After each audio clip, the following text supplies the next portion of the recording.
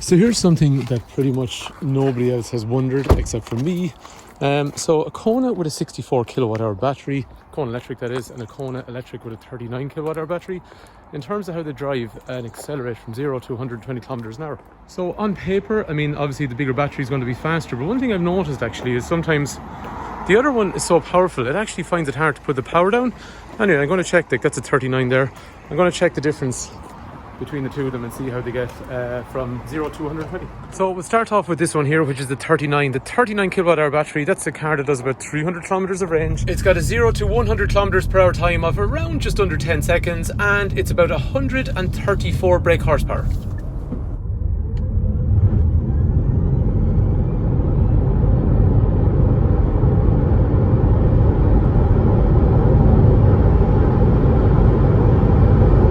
So as you can see at the start, there's a small bit of traction issue where just basically it's trying to get the power down. And all those electric cars that tend to do that in terms of grip at the start, but after about 20-30 kilometers an hour, it gets the power down and continues all the way.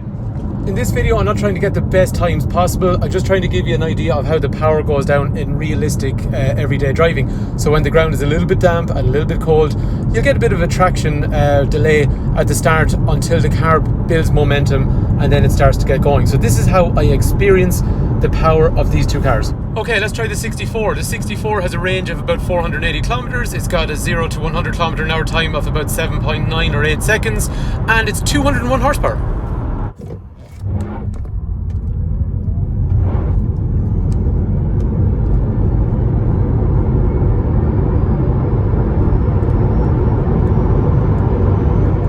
So you can see with the 64, it struggles for traction a bit more, up as far as around 50 or 60 kilometers an hour, which is a little bit longer than the less powerful 39.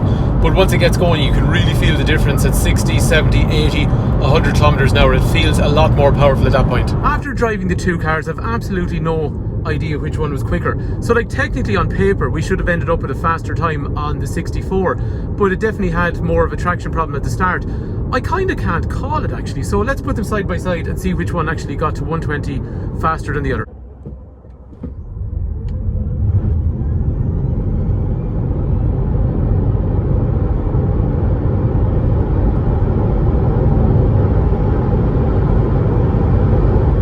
So as you can see, well, normally on those videos, if you're trying to edit them, I'd start when both speedometers rolled from 0 to 1.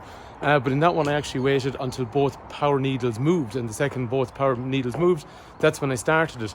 And the 39, actually, it seems to be able to get going quicker.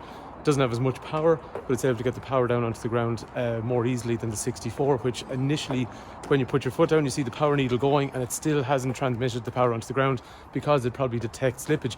And the thing about it is, like, it's wet today. For a lot of times in Ireland, it is wet.